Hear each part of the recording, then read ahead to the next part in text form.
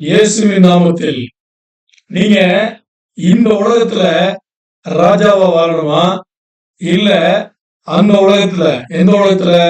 இயேசு கிறிஸ்துவானவர் அங்க சொர்க்கத்துல, பரலோகத்துல, அந்த உலகத்துல நீங்க ராஜாவா வாழணுமா? இப்ப முடிவு பண்ணுங்க. இந்த நற்செய்தியில நீங்க முடிவு பண்ணுங்க. ஏன்னா விசுவாசிகளா இருக்கிற நாம எல்லாருமே ரொம்ப தப்பான வாழ்க்கையை வாழ்ந்துட்டு இருக்கோம். இது யாருக்குமே புரிய மாட்டேங்குது. பரிசுத்த வேதாகமம் என்ன சொல்லுது, பைபிள் என்ன சொல்லுதுங்கிறதே சரியான முறையில் நம்ம புரிஞ்சுக்காம நம்ம நமக்கு சாதகமா அந்த வசனத்தை எடுத்துக்கிட்டு அதை அப்படியே பயன்படுத்தி அப்படியே வாழ்ந்துட்டு நம்ம கடைசியில போக போறது எங்க தெரியுமா? அக்னி குண்டத்துக்கு. அங்கதான் போக போறோம் எல்லாருமே. அதனால இன்னைக்கு ஒவ்வொன்றையும் நல்ல கேள்வி. இந்த நற்செய்திய இந்த நற்செய்தி உங்க வாழ்க்கையில அப்படியே புரட்டி போடும். அந்த மாதிரி ஒரு நற்செய்தி. இதை நீங்க மட்டும் பாக்குறது இல்ல, எல்லாருக்குமே உங்களுக்கு தெரிஞ்ச எல்லா விசுவாசிகளுக்கும், சகோதர சகோதரிகள் அத்தனை பேருக்கும் இதை நீங்க ஷேர் பண்ணுங்க. நீங்க இதை ஷேர் பண்ணீங்கன்னாவே அது அது ஆண்டவர் ராஜ்யத்துல நீங்க செஞ்ச மிகப்பெரிய நன்மையாக முடியும். அதனால இத ரொம்ப லேசா எடுத்துக்க வேணாம், சீரியஸா கேளுங்க. என்னன்னு கேளுங்க. இப்போ இந்த உலகத்துல நாம நல்லா வாழணும், ஒரு குடும்பம் நல்லா வாழணும் அப்படின்னா என்ன வேணும், எவ்வளவு வேணும் அப்படின்னு நம்ம யோசிச்சு பார்ப்போம். அதுக்கடுத்து பரிசுத்த வேதாகமத்துல, பைபிள்ல ஒரு வசனத்தை எடுத்துக்கிட்டு நம்ம பார்த்து அதுக்கப்புறம் அது என்ன விளக்கம் கொடுக்குது அதுக்கு அப்படின்னு நம்ம தெளிவா பார்த்துக்கலாம். ஒரு உதாரணத்துக்கு, ஒரு நல்ல வீடு கட்டி, ஒரு நல்ல பெரிய ரொம்ப சௌரியமா ஒரு வீடு கட்டி நம்ம வாழணும்னா 1 கோடி ரூபாய் கட்டினா போதுமா? 2 கோடி போதுமா? 3 கோடி போதுமா? 5 கோடி போதுமா? 5 கோடியே வச்சுக்கோங்க, ஒரு வீடு கட்டிக்கலாம். ஓகே, சம்பாதிக்கணும், அதுக்கு சம்பாதிப்போம். இப்ப வீடு மட்டும் கட்டினா பத்தாது இல்லையா? அந்த வீட்டுக்குள்ள என்னென்ன வேணும், என்னென்ன பொருள் எங்கெங்கெல்லாம் வைக்கணும் அப்படிங்கிறதுக்கு அது எப்படியும் ஒரு 25 இருந்து 50 லட்சம் ரூபாய் ஆயிடும். பண்ணிடுவாங்க. ஓகே, பண்ணிப்போம். அதுவும் பண்ணிப்போனே வச்சுப்போமே. சரி, இப்ப அந்த வீடு அந்த அளவுக்கு வசதியா நம்ம வச்சு அதுக்குள்ள எல்லாமே நம்ம வசதியா வச்சுட்டு இருக்கும்போது, உள்ள இருக்க பொருள் எல்லாமே வச்சுட்டு இருக்கும்போது, வெளியே போறது வர்றது அப்படிங்கிறதுக்கு கார் வேணும்ல, 4 சக்கர வாகனம் கார் வேணும்ல. அப்போ அந்த இவ்வளவு பெரிய அந்தஸ்துல இருக்கிற நம்ம சாதாரண கார் வாங்க மாட்டோம்ல. என்ன மாதிரி கார் வாங்குவோம்? ஒரு மெர்சிடிஸ் பென்ஸோ, ஒரு BMW, இல்ல அதுக்கு ஈக்குவலா இருக்கிற அந்த மாதிரி ஒரு வசதியான சேஃபான, பாதுகாப்பான வண்டி. பாதுகாப்பான வண்டின்னு அதுக்கு என்ன அர்த்தம் அப்படின்னா, நம்ம வண்டி ஓட்டும் போது நம்ம போய் யார் மேலேயாவது மோதினாலும், இல்ல எது மேல மோதினாலும், இல்ல நம்ம வண்டி மேல யாராவது மோதினாலும் நமக்கு ஒண்ணும் ஆகக்கூடாது. அதான் பாதுகாப்பான வண்டி. அப்படி ஒரு வண்டி வாங்கணும்னு வச்சுக்கோங்களேன், மினிமம் எவ்வளவு வைக்கணும்? ஒரு 80 லட்சம் ரூபாய், 1 கோடி ரூபாய் வைக்கணும். இனி 1.5 கோடி, 2 கோடி அது அப்படி போயிட்டு இருக்கு. இப்படி ஒண்ணு அதுவும் வாங்கிட்டோம்னு வச்சுக்கோங்க. இப்ப அந்த அந்த வாகனத்தை எடுத்து, அந்த கார் எடுத்துக்கிட்டு எல்லா இடத்துக்கும் போக முடியாதுல்ல. அப்ப என்ன பண்ணும்? இப்போ லோக்கல்ல போயிட்டு வர்றதுக்கு இன்னொரு கார் வேணும். அது ஒரு 10-15 லட்சம் ஏதோ ஒண்ணு வச்சுப்போம். இது மட்டும் இல்லாம ரொம்ப ஒரு ஃப்ரீயா போயிட்டு வர்றதுக்கு ஒரு 2 வீலரோ அந்த மாதிரி, அது லேடிஸ்க்கு ஒண்ணு, ஜென்ட்ஸ்க்கு ஒண்ணு, அந்த மாதிரி ஒரு 2 வீலர். யோசிச்சு பாருங்க, வாகனத்துக்கு சில கோடிகள். இது மட்டும் போதுமா? இன்னும் ஏதாவது தேவைப்படுதா? இன்னும் தேவைப்படுது. என்ன தேவைப்படுது? இவ்வளவு பெரிய வீடுன்னு வச்சிருந்தா நாளைக்கு ஒரு ப்ராப்ளம் அப்படின்னு வந்துச்சுன்னா அப்ப என்ன பண்றது அப்படின்னு கொஞ்சம் ஒரு 1 கோடியோ, 2 கோடியோ, 5 கோடியோ, 10 கோடியோ ஏதோ ஒண்ணு என்ன பண்ணலாம், நகை சேர்த்து வச்சுக்கலாம். ஏன்னா ஃபியூச்சருக்கு தேவைப்படும். அது மட்டும் போதுமா? பத்தாது. ஏன்? என்கிட்ட பணம் இருக்கு, நிறைய சம்பாதிக்கிறோம், என்ன பண்ணலாம்? ஒரு நிலத்து மேலயோ இல்ல இன்னொரு வீட்டு மேலயோ, இப்ப எனக்கு ஒரு 2 பசங்க இருக்காங்க, ஒரு பொண்ணு இருக்குன்னா ஆளுக்கு ஒரு வீடு, சோ 2-3 வீடு. யோசிச்சு பாருங்க, இதுல ஒரு சில கோடிகள். இது மட்டும் போதுமா? இது மட்டும் இல்லாம இப்ப என் பசங்களை படிக்க போடணும். படிக்க போறது தப்புன்னு சொல்ல, நல்லா கேட்டுக்கோங்க. இந்த வாழ்க்கையெல்லாம் தப்பு இல்ல. இப்போ பசங்களை படிக்க போடணும். சாதாரணமா படிக்க போட்டா எப்படி இல்லையா? ஒரு என்ஜினியர் ஆக்கணும். அதாவது ஹார்ட் டைம்ல, அதாவது நேரா போய் வேலை பார்க்குற மாதிரி ஒரு என்ஜினியர் ஆக்கணும். ரூமுக்குள்ளேயே வேலை பார்க்குற ஒரு என்ஜினியர் ஆக்கணும். சாப்ட்வேர் என்ஜினியர் வேலை பார்க்கணும், அது ஒரு என்ஜினியர். இல்லைன்னா டாக்டர் ஆக்கணும். இந்த மாதிரி இதுக்கு சில கோடிகள் செலவு பண்ண வேண்டியிருக்கா? ஓகே, இப்போ ஒவ்வொரு குடும்பத்துல ஒரு பழக்கம் இருக்கும். என்ன பழக்கம் இருக்கும்? வருஷத்துக்கு ஒரு வாட்டி எங்கேயாவது போயிட்டு வரணும், கொஞ்சம் ரிலாக்ஸா. இது இப்போ இதெல்லாம் இப்போ வந்து ஒரு ஒரு ஃபேஷன் ஆயிடுச்சு. வருஷத்துக்கு ஒரு வாட்டி என்ன பண்ணோம், எங்கேயாவது ஒரு டூர் மாதிரி ஒரு ட்ரிப் மாதிரி போயிட்டு வந்தா கொஞ்சம் ரிலாக்ஸா இருக்கும் அப்படின்ட்டு கிளம்புவாங்க. முன்னாடி எல்லாம் என்ன இருந்துச்சுன்னா, கொஞ்சம் காசு ஜாஸ்தியா இருக்கும், என்ன பண்ணுவாங்க, உள்நாட்டுல போக மாட்டாங்க, வெளிநாட்டுக்கு தான் போவாங்க. கொஞ்சம் லட்சங்கள் செலவாகும் வருஷத்துக்கு ஒரு வாட்டி. ஒருவேளை காசு கம்மியாயிருச்சுன்னா என்ன பண்ணுவோம், உள்நாட்டிலேயே போய்ப்போம். உள்நாட்டிலேயும் போறது கொஞ்சம் காசு கம்மியாயிருச்சுன்னா அதுக்கு தகுந்த மாதிரி அந்த மாநிலத்துக்குள்ளேயே போயிட்டு இருப்போம். ஒருவேளை மாநிலத்துக்குள்ளேயும் போறதுக்கு ஒரு மாதிரி கஷ்டமா இருந்துச்சுன்னு வச்சுக்கோங்க, அந்த மாவட்டத்துக்குள்ள போவோம். இல்லைன்னா அக்கம் பக்கத்துல எங்கேயாவது போயிட்டு வந்துட்டு, ஆனா போறது மட்டும் நிறுத்த மாட்டோம். ஏன்னா அதெல்லாம் ஒரு சௌகரியங்கள் நம்ம சேர்த்துக்கிட்டே இருக்கோம். ஓகே, இதுக்கு கொஞ்சம் பணம். எல்லாத்துக்கும் மேல ஒரு விஷயத்துக்கு பணம் தேவைப்படும். எதுக்கு தெரியுமா? திடீர்னு எனக்கு ஏதாவது ஆயிடுச்சுன்னா அப்படின்னு சொல்லிட்டு, இன்சூரன்ஸ்ல ஏற்கனவே பணம் போட்டு வச்சிருக்கோம், திடீர்னு ஏதாவது ஆயிடுச்சுன்னா. இப்ப அதுவும் தாண்டி அந்த பயம் மனுஷனை, நான் விசுவாசிகளை பத்தி தான் பேசிட்டு இருக்கேன், உலகத்தை பத்தி பேசவே இல்லை. இதையும் தாண்டி ஒரு பயம். என்ன பயம்னா, ஏதாவது திடீர்னு ஆச்சுன்னா அப்படின்னு சொல்லிட்டு பேங்க்ல ஒரு பேலன்ஸ் இருக்கணுங்க.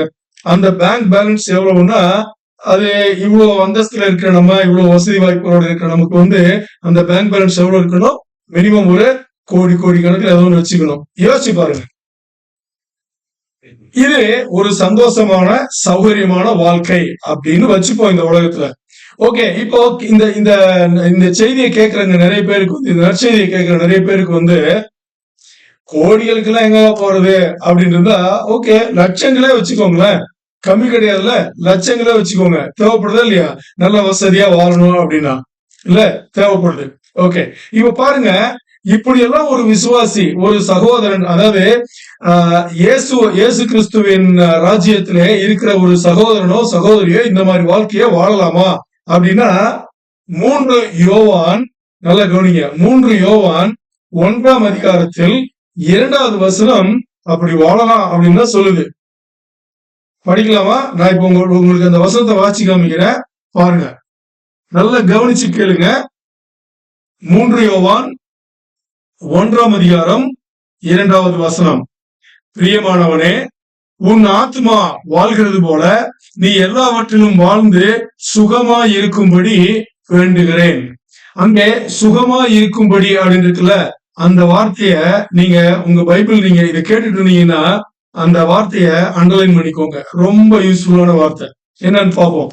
இப்போ அப்போஸ்தலனாகிய யோவான் வந்து என்ன சொல்லிட்டு இருக்காரு அப்படின்னா, இது ஏன் இப்படி நான் வேண்டுகிறேன்னு சொல்றாரு பார்த்தா, 3வது வசனம் 4வது வசனம் படிங்க, உங்களுக்கு நல்லா புரியும். அந்த மொத்த கதையும் அதாவது அந்த கான்டெக்ஸ்ட் வந்து உங்களுக்கு புரிஞ்சிடும்.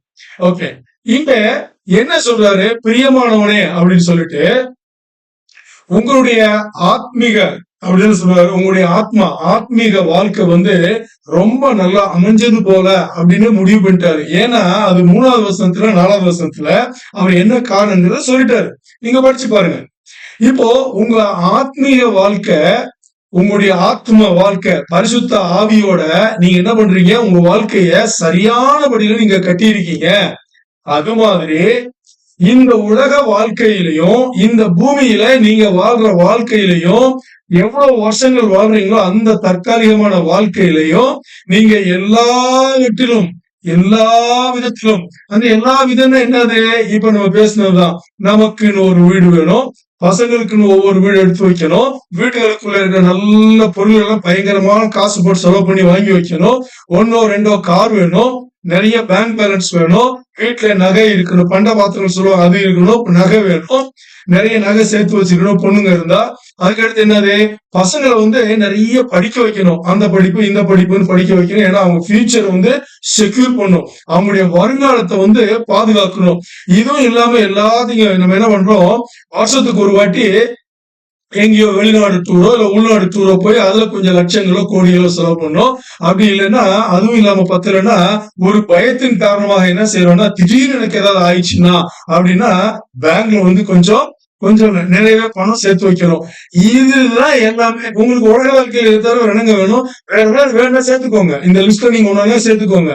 சேர்த்துக்கிட்டு நல்லா கவனிங்க, இந்த எல்லாவற்றிலும் சுகமா இருக்கும்படி என்ன சொல்றாரு, வேண்டுகிறேன் அப்படின்றாரு.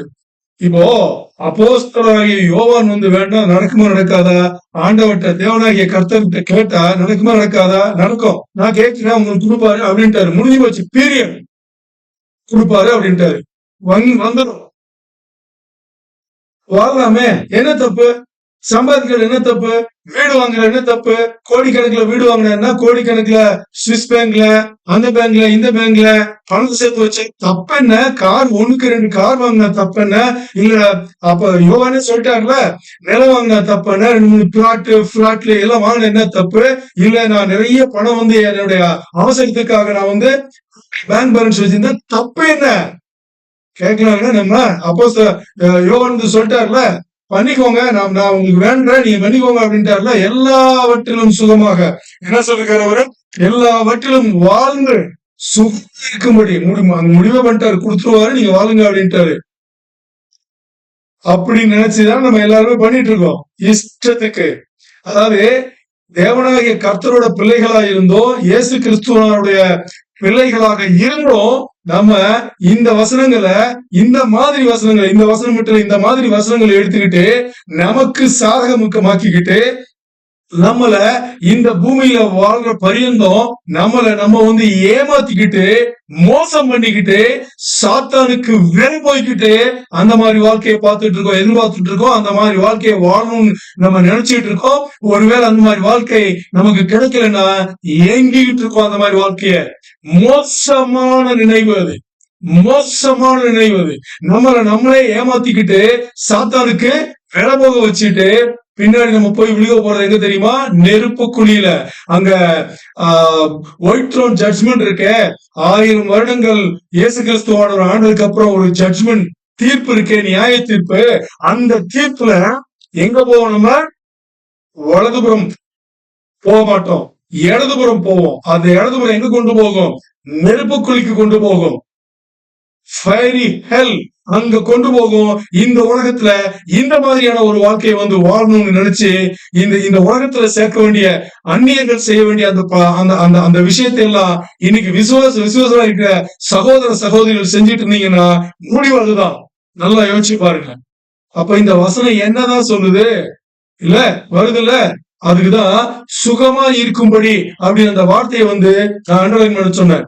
அந்த சுகமா இருக்கும்படி அப்படிங்கிற வார்த்தைக்கு என்ன பொருள், மூல பாஷையிலே கிரேக்க மொழியிலே என்ன பொருள் அப்படின்னு பார்த்தா, அதிர்ச்சிக்குள்ளாவும் ஆச்சரியத்துக்குள்ளாவும் பய பீதி நம்மளை பிடிச்சிக்கும், அந்த அளவுக்கு ஒரு அர்த்தத்தை கொடுக்குது அந்த மூல பாஷையில கொடுக்கப்பட்ட அந்த வார்த்தை.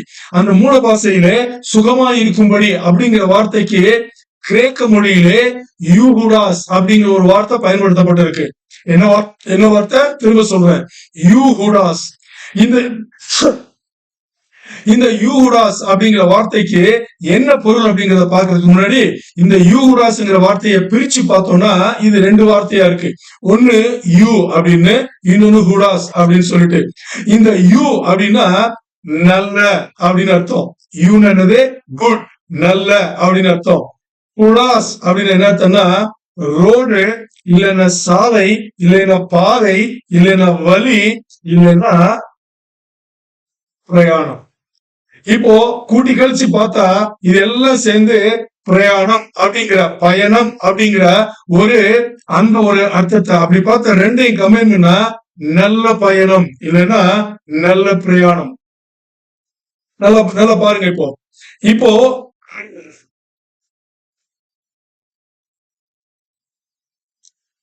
இந்த யூஹுடாஸ் சுகமா இருக்கும்படி அந்த வார்த்தையை எடுத்துட்டு இப்ப நான் சொன்ன அந்த வார்த்தைக்கு அந்த வார்த்தைக்கு யூஹுடாஸ்ங்கிற வார்த்தைக்கு என்ன நம்ம தமிழ் வார்த்தை வருது அதை போட்டோம்னா, இப்ப பாருங்க, பிரியமானவனே உன் ஆத்மா வாழ்கிறது போல நீ எல்லாவற்றிலும் வாழ்ந்து நல்ல பிரயாணம் உனக்கு அமையும்படி, நல்ல பயணம் உனக்கு அமையும்படி வேண்டுகிறேன் அப்படின்னாரு. என்ன அர்த்தத்தை கொடுக்குது, கிரேக்க மொழியிலிருந்து அந்த மூல பாஷையிலிருந்து எடுத்த அந்த வார்த்தை என்ன அர்த்தத்தை கொடுக்குதுன்னா, நம்மை படைத்த தகப்பனாகிய தேவனாகிய ஆண்டவர் நம்மள இங்க ஒரு நல்ல பயணத்துக்காக, நல்ல ட்ரிப்புக்காக, நல்ல பிரயாணத்துக்காக வாழ்ந்து காட்டுறதுக்காக அனுப்பிச்சிருக்காரு. அவ்வளவுதான், ரொம்ப சிம்பிள். அந்த நல்ல பிரயாணம் அப்படிங்கிறது எதை குறிக்குது அப்படின்னா, நம்ம எந்த ஊருக்காரங்க?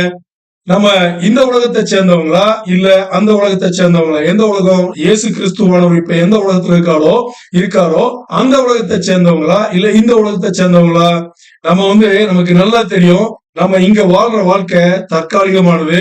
நம்முடைய நிரந்தரமான வாழ்க்கை அங்கே இயேசு கிறிஸ்துவானவர் எங்கே இன்று தேவனாகிய கர்த்தரின் வலதுபுறம் வீட்டு இருக்கிறாரோ அந்த இடத்துல நமக்கு பரலோகத்துல, இந்த உலகத்துல நமக்கு கிடையாது. அப்படின்னா இந்த உலகத்துக்கு நம்மள படைச்சு இந்த உலகத்துல வச்சதுக்கு காரணம், இந்த உலகத்துல ஆண்டவருடைய திட்டத்தின்படி என்ன வாழ்க்கை நம்ம இங்க வாழ்ந்து திரும்பவும் நம்ம சொந்த தேசத்திற்கு, சொந்த நாட்டிற்கு, சொந்த உலகத்திற்கு நாம போக வேண்டுமோ, அதுக்கு தற்காலிகமாக 50 வருடங்களோ 60 வருடங்களோ 70 வருடங்களோ 100 வருடங்களோ நீங்கள் எத்தனை வருடம் உயிரோடு இருப்பீர்களோ அத்தனை வருடங்கள் இந்த உலகத்திலே நமக்கு கொடுத்து, இந்த உலகத்திலே ஒரு நல்ல பயணம் செய்து நல்ல வாழ்க்கையை வாழ்ந்து, அந்த நல்ல வாழ்க்கையை என்பது இயேசு கிறிஸ்துவானவர் வாழ்ந்த வாழ்க்கையை போல ஒரு நல்ல பயணத்தை இயேசு கிறிஸ்துவானவர் 33 வருடங்கள் இங்கு வாழ்ந்து ஒரு நல்ல மாதிரியை காட்டிவிட்டு போனார். அந்த மாதிரியாக நல்ல பயணமாக, நல்ல வாழ்க்கையாக, நல்ல பிரயாணமாக இந்த உலகத்தின் வாழ்க்கையை நீங்கள் வாழ்ந்து எல்லாவற்றிலும் நல்லபடியாக முடித்துக் கொண்டு வெற்றிகரமாக அங்கே இயேசு கிறிஸ்துவானவர் இன்று எங்கு விட்டிருக்கிறாரோ அந்த உலகத்தில் வந்து சேருங்கள் என்று தேவனாகிய கர்த்தர் நம்மை இந்த உலகத்திற்கு படைத்து அனுப்பி வைத்தார். இப்பொழுது உங்கள் முகத்தின் மேல் ஒரு கேள்வி, உங்கள் மனதின் மேல், உங்கள் இருதயத்தின் ஒரு கேள்வி, நீங்கள் அப்படிப்பட்ட வாழ்க்கையை வாழ்ந்து கொண்டிருக்கிறீர்களா? சற்றே சிந்தித்து பாருங்கள். சற்றல்ல, நிறைய நேரம் எடுத்துக்கொண்டு சிந்தித்து பாருங்கள். அந்த மாதிரியான ஒரு வாழ்க்கை வாழ்ந்து கொண்டிருந்தால் நீங்கள் அந்த உலகிற்கு ராஜாவாவீர்கள்.